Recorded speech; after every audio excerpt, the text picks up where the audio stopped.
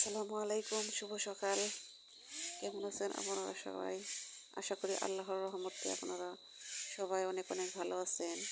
আমিও আলহামদুলিল্লাহ আল্লাহর রহমতে আপনাদের দোয়ায় অনেক ভালো আছি। দূর দূরান্তে যে যেখান থেকে আমার এই ভিডিওটা দেখছেন তাদের সবার জন্য রইল আমার শুভকামনা ও আন্তরিক শুভেচ্ছা।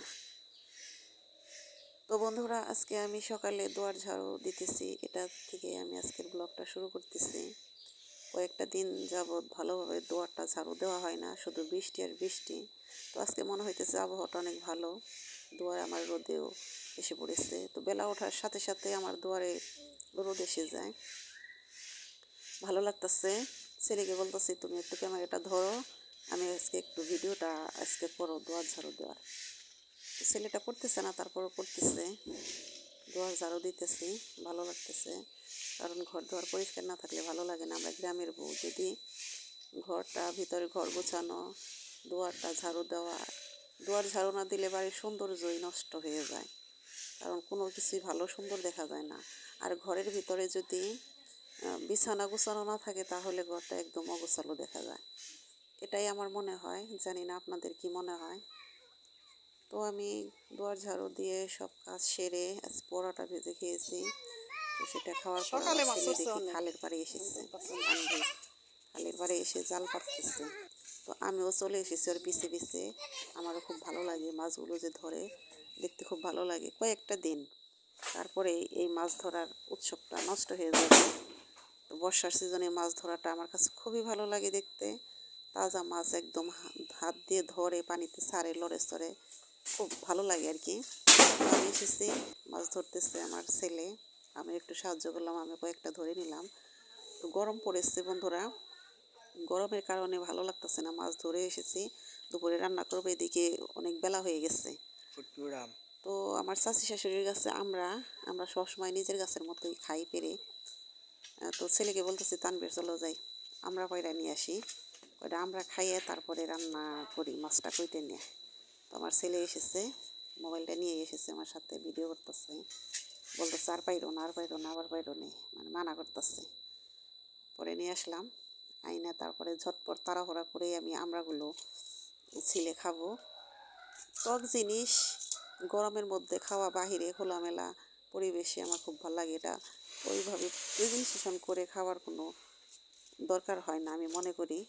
কারণ গরম লাগছে, ভালো লাগতেছে না, হাত মুখ ধুয়ে বসে বসে দুয়ারে বসে বসে কেটে কেটে খাবো আর কি।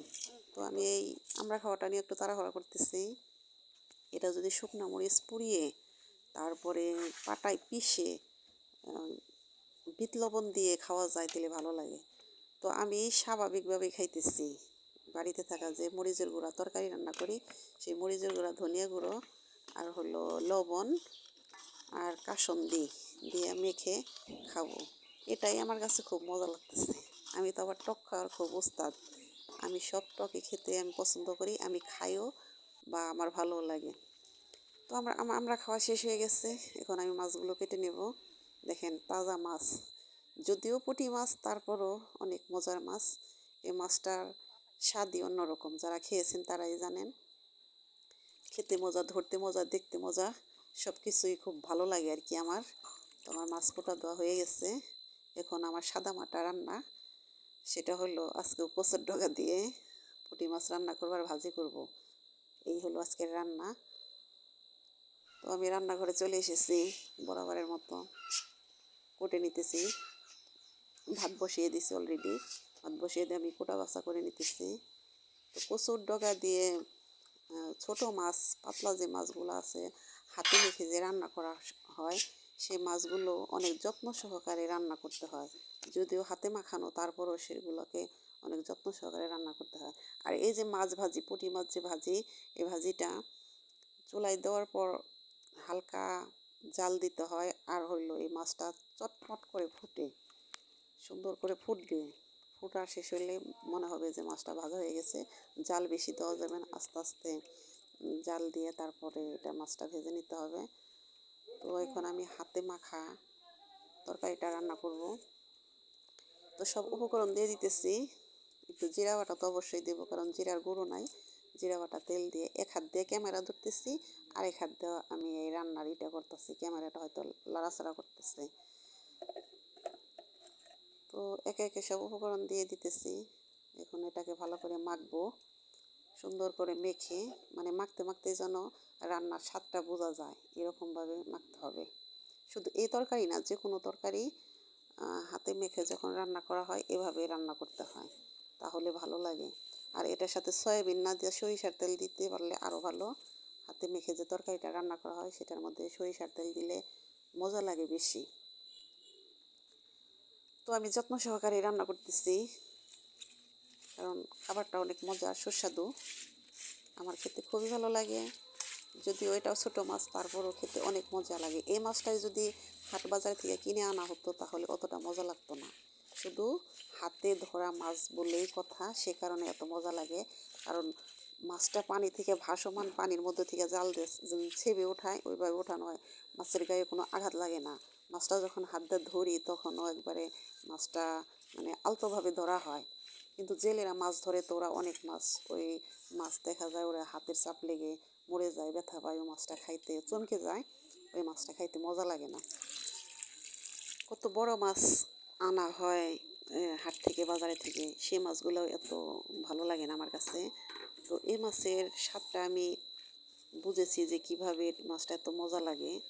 এটার গুণ আমি এভাবে বের করেছি, যে হলো এই মাছটা এভাবে ধরা হয়, এ কারণে এই মাছটা এত মজা লাগে। শুধু আমার কাছে না, যারা খায় সবার কাছে মজা লাগে। আমাদের এই কয়েক বাড়ি, প্রত্যেকটা বাড়ি মাছ কম বেশি সবাই খায়।